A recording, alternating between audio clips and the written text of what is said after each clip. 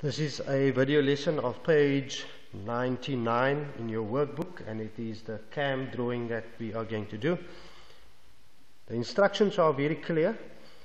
This activity only deals with the CAM displacement diagram, because at this stage the most important thing in CAMs is for you to be able to draw a CAM displacement diagram, and from there you will be able to draw the CAM profile. So we're only going to focus here in this specific drawing on the CAM displacement diagram.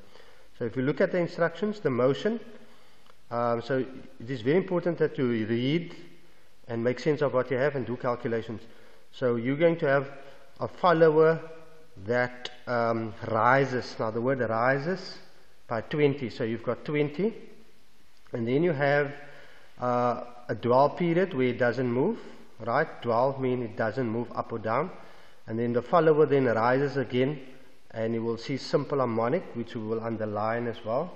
So it rises again 50 millimeters, so we're going to add a 50, and that would give us a total of 70, which is your displacement height. And then the follower then descends, means it comes down with uniform acceleration and retardation. That's another construction that we need to look at. And then you go to your instructions. It says here in your instructions that you must draw a horizontal scale of 130 equals 360, so the entire length must be 130. Alright, so what I'm going to do, I'm going to start around about there, because I'm only going to draw the CAM displacement diagram. So I draw a line, faint, like that there, and I'm going to have a starter point on this side here, right? So that immediately forms my zero line there. And then, because I know that 130 equals 360, and then there are 12 spaces here in the 360, because it's 30, 60, 90 and so on. So now I need to take that and divide that by 12 as well.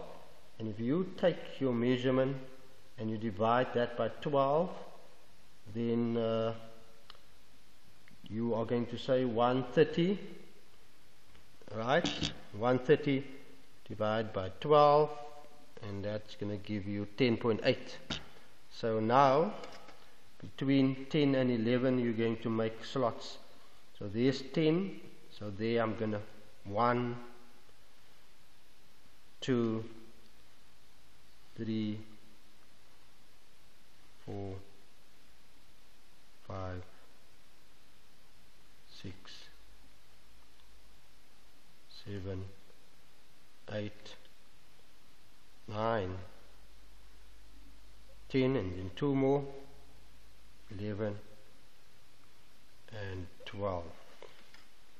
Okay, so there we have it, and please check it. So now you're going to take that up, and remember your height is going to be 70, so you're going to have 70 over there, and you're going to close that like that there, and then do your faint lines here up like that. Very important that you draw all those lines in there like I'm doing now. Okay, 2 more to go and 1 more. There it is. Very important label: 30 degrees, 60 degrees, 90 degrees, 120 degrees, 150, 180. Then you have 210, 240, 270, 300, 330 and 360 degrees that you have there, your 12 spaces. Alright, now we're going to go to the motions. The follower, you are here at that 0 point right at the bottom. The follower rises with uniform. Uniforms means absolutely the straight line. So it rises with uniform for 20 over the first 60 of rotation. So 60 is 30 and 60 there, and it rises on that 60 line 20 millimeters. So I'm going to mark off clearly where 20 is. That is where 20 is, and I'm going to draw a nice solid dark line from there. So that where it rises For the first 60, up 20. And then, learners, it says that there is a dwell period for 30. So 130 up until 90, there's a dwell period. So I'm just going to extend my line. It doesn't move up or down, which I have there. And then further it says the follower rises with simple harmonic motion for 50. So 50 would be the rest of it easier. That's 20. Now the 50 there gives us the 70. So what I'm going to do, this is how you do simple harmonic. So you're going to do a construction here. So I'm just going to take this faintly out like that, and I'm going to work in this space. Because that's 50, I'm going to divide this space perfectly into half, which is 25 there.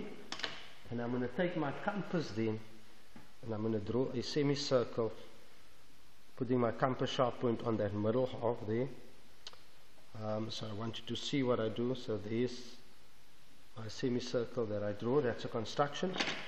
And then, remember, that is going to be the follower rise of simple harmonic motion for 50 over the next 90. So for the next 90 it would be 30, 60, 90. So you need to end here, because that's 1, 2, 3 spaces that you need to go for the 90. 1, 2, 3 spaces. So you're going to move from here till there, simple harmonic. And this is what you do with the construction. You divide it perfectly in half, and you draw it till the third line there, 1, 2, 3.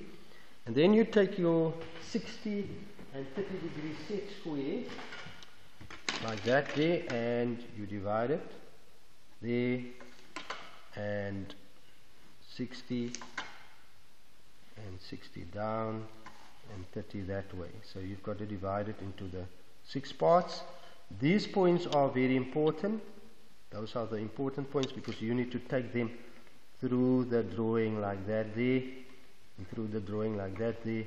We've done that one already. There's the other one till there, and the last one till there. And then of course you're just going to put that in there.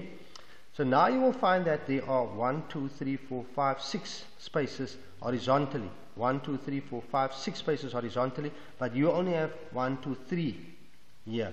So the rule is that you must have 6 horizontal and 6 vertical. So if you want to make that 6, you will have to divide each one here.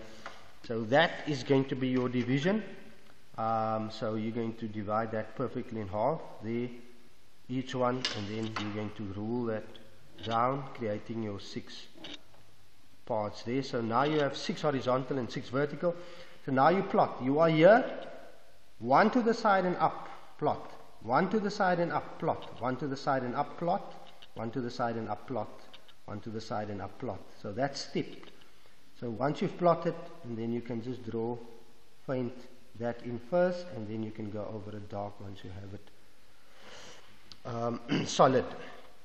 And then it says further, the follower is now going to descend with uniform acceleration and retardation to its original position. From there to there, it's going to drop.